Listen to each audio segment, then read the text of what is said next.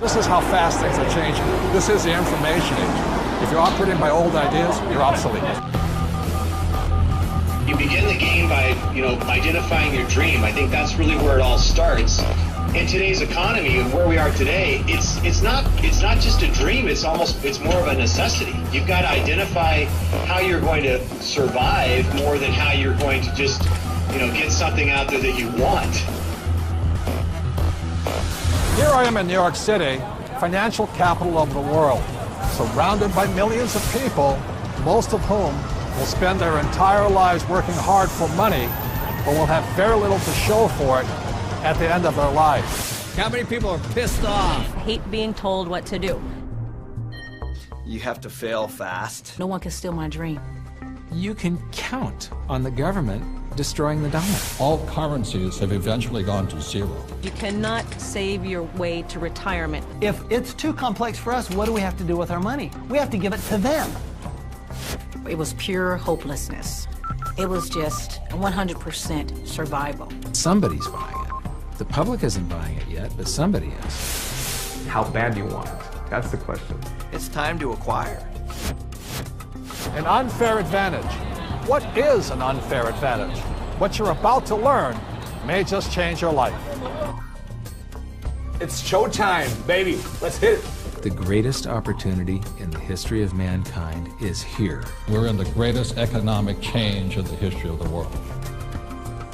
This is going to be the biggest wealth transfer in my lifetime.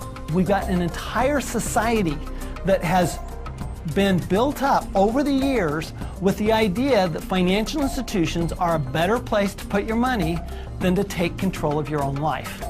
If you have a solid financial education, taxes, debt, inflation, and retirement can make you richer, not poorer. The rich will get richer and the poor and middle class gone. I was around my brother who was a part of a gang, who ran a gang, and that's a lot like running a business. Most people run from problems, and the truth is that's where the opportunities are. This really is a perfect financial storm. So I am optimistic about the future. It's going to crash. The next big economic boom will not be from the internet or China or India, but will be from empowering women. A big part of success is failing so many times that you learn and learn and learn your lessons. Robert says all the time that if you're not being successful, it's because you're not making enough mistakes. People think that cash is like a safe place to be, a place to park your purchasing power. And I think cash is the worst investment that you can have. And if you follow an economist, you're in trouble. Okay, you want to have barely enough income to survive if you're lucky. Go do 401ks, go do mutual funds, be my guest. This is the best time to talk about this because people have had a shift of context with this economy. To change your financial life often involves changing your mindset. It really is where it starts, is the attitude, it's the mindset, it's the decision that you're going to, take responsibility for your own financial life. Knowledge is money. Show business. When you think about show business, you always think about the show, right? Cameras and movie stars and makeup and glamour. But you never think about the business side of it because we don't have financial education. And I didn't learn that until 20 years down the road in my career. And now, I'm not only an expert in the show part of it, but I'm becoming an expert on the business side of it. Business is about production. We can produce our way out of any problem. I was probably age 8 when I started thinking about millions. The very, very first step is you've got to select your dream, because taking control of your financial life starts with a dream. There's got to be a bigger purpose than just making money. If you don't have something that is bigger than you, a dream, a huge dream, you're going to quit. Your friends and who you hang out with, whether you're a child or whether you're an adult, will dictate your destiny and your future. And so you have to be picky and choose your surroundings very carefully. It's creativity. It's brainstorming. It's being around like-minded people. People have so many emotions attached to money.